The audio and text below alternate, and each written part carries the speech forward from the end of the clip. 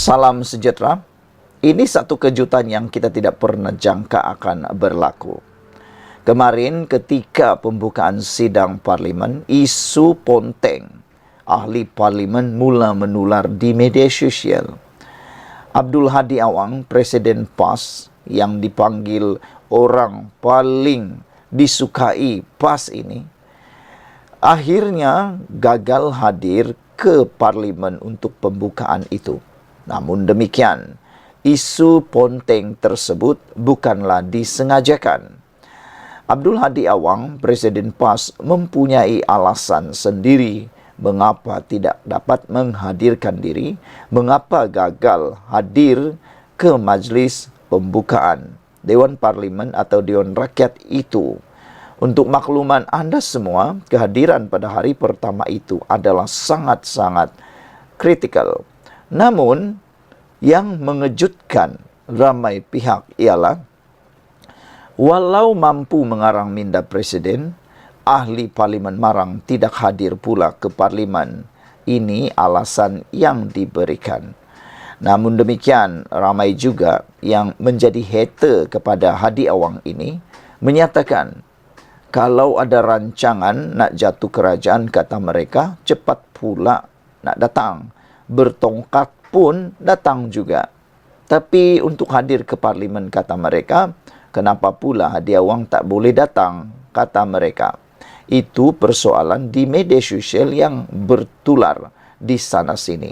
Sehingga yang menjadi perdebatan hangat, bahkan sehingga membawa pertikaman lidah, pertikaman keyboard warrior, menyatakan atau memberikan ulasan kenapa Hadi Awang tak hadir. Kata yang lain, ada pula pempengaruh di TikTok kata kalau langkah Dubai, kalau langkah-langkah yang lain, langkah nak terbuka tap, sanggup bertongkat datang juga berjumpa dengan Tun Mahathir, walaupun baru saja sehat sedikit, telah pun berjumpa dengan Tun Mahathir. Tapi ke Dewan Rakyat sukar pula, kata mereka.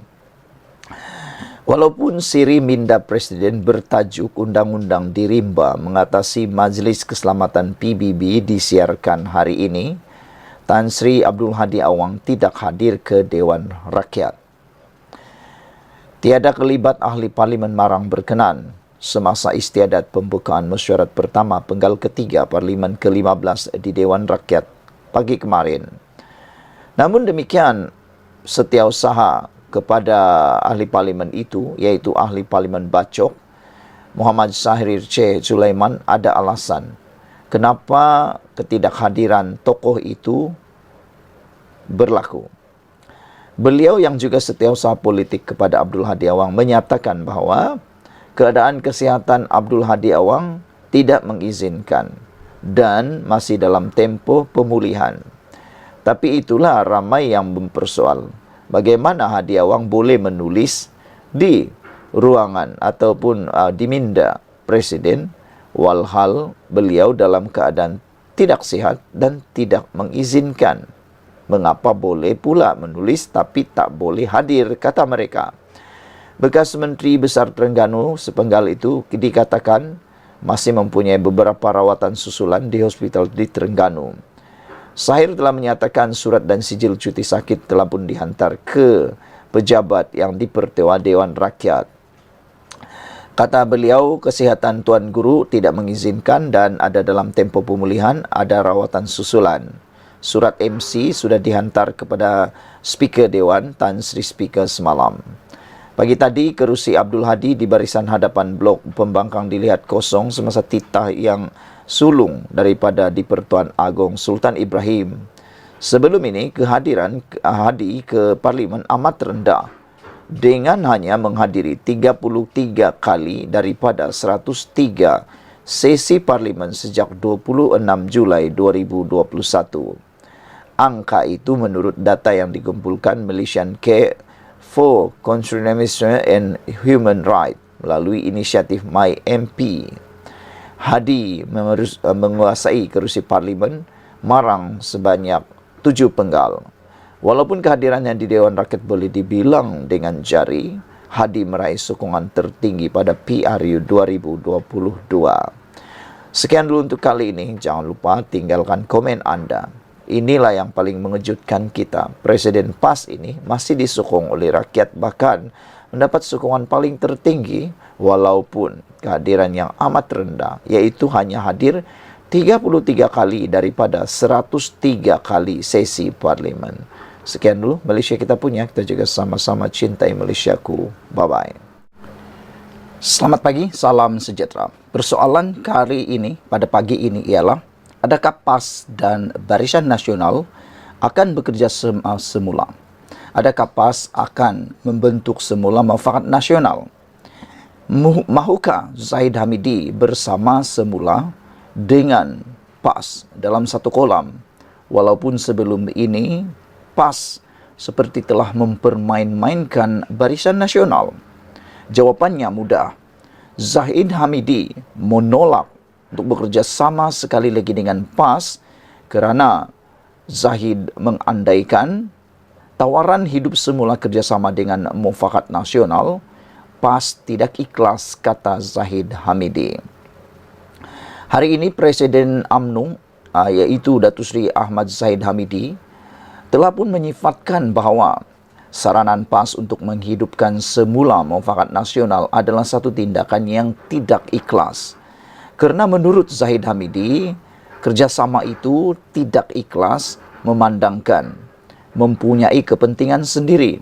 PAS hanya mahu kelihatan relevan semula. PAS mahu kelihatan supaya sentiasa relevan dalam dunia politik. Bahkan selain daripada itu, mungkin PAS sudah dapat menghidu kepincangan, kecacatan dan kelemahan Perikatan Nasional yang mungkin sukar untuk membawa kemenangan menjadi kerajaan pada PRU 16 akan datang. Zahid Hamidi berkata, tujuan MN dihidupkan semula sebagai tidak ikhlas. Selain daripada itu, Zahid juga mengatakan, kami tidak fikir mereka ikhlas dalam membuat tawaran kerana yang keluar dari MN bukan UMNO tetapi mereka. Betullah apa yang dikatakan oleh Zahid Hamidi.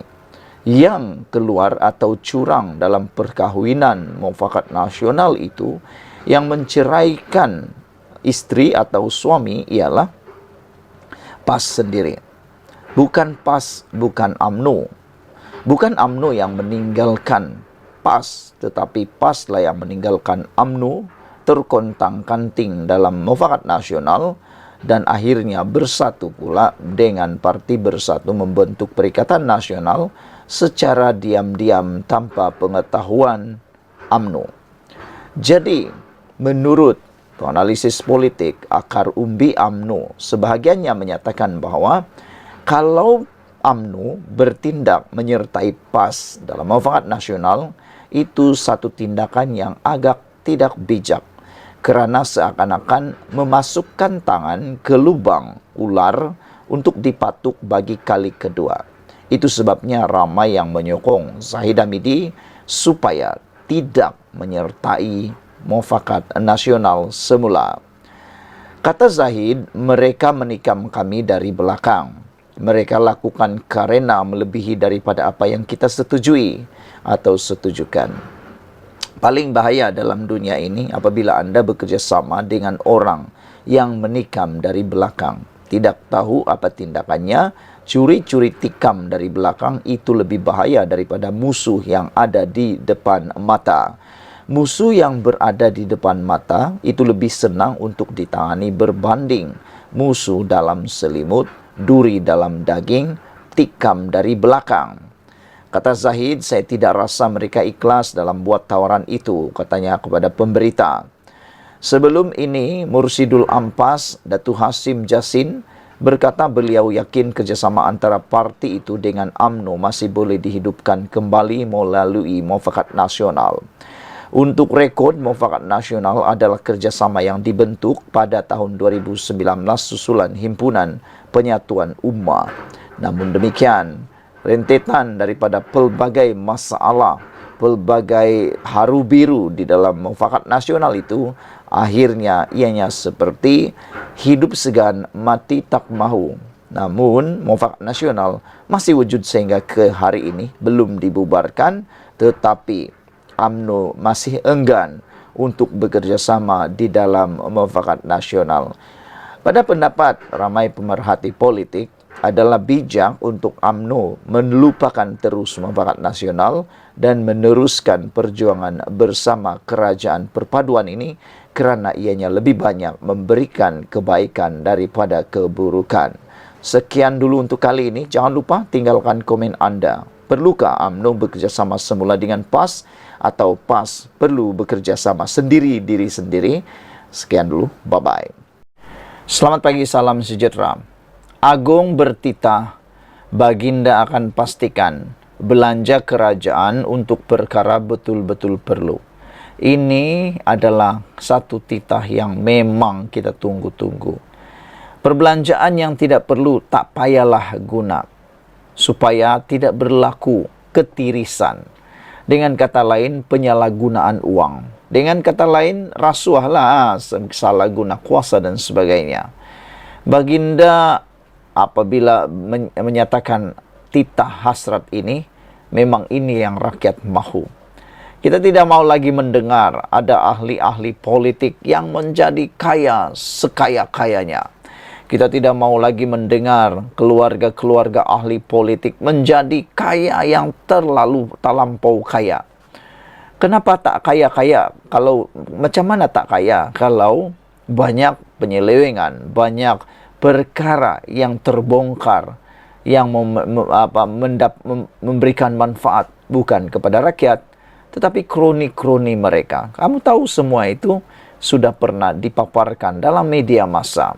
Dan saya yakin Kebawadu Yang Maha Mulia di-Pertuan Agong juga mengetahui perkara ini kerana ianya selalu keluar dalam media sosial. Dan saya rasa Baginda Tuanku tetap adalah seperti rakyat biasa, mempunyai sumber media sosial yang lebih banyak dan mengerti tentang perkara ini.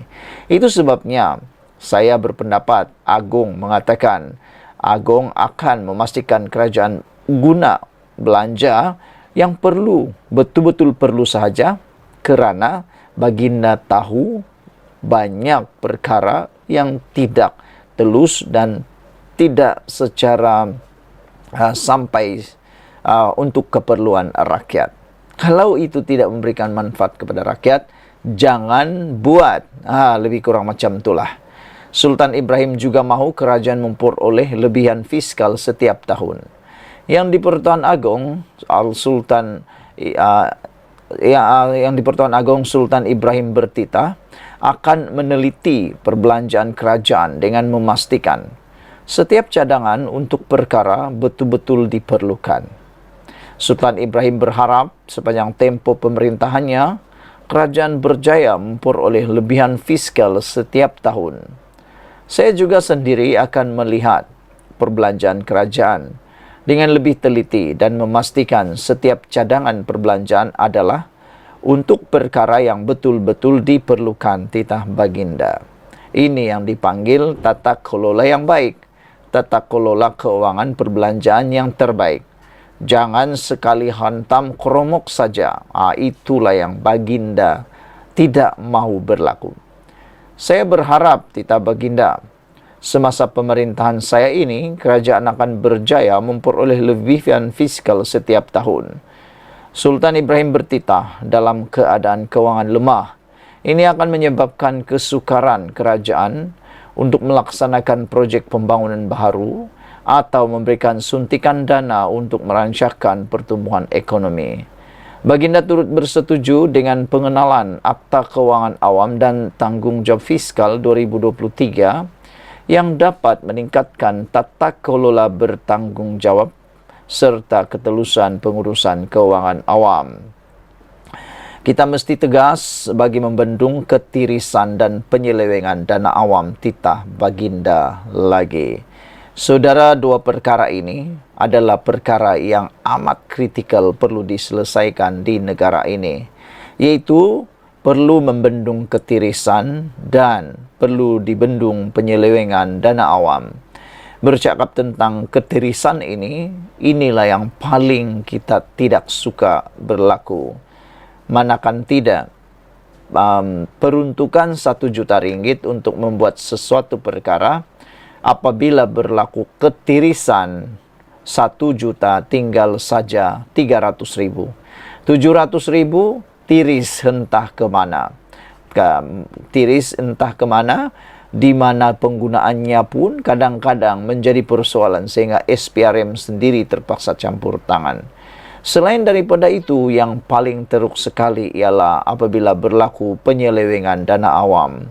Sepatutnya uang itu digunakan untuk satu benda yang penting, tapi digunakan tempat lain pula.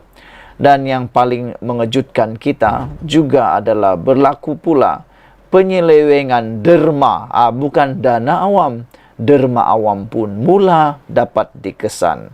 Nak minta derma dari rakyat jelata, orang awam, tapi derma itu pula diselewengkan.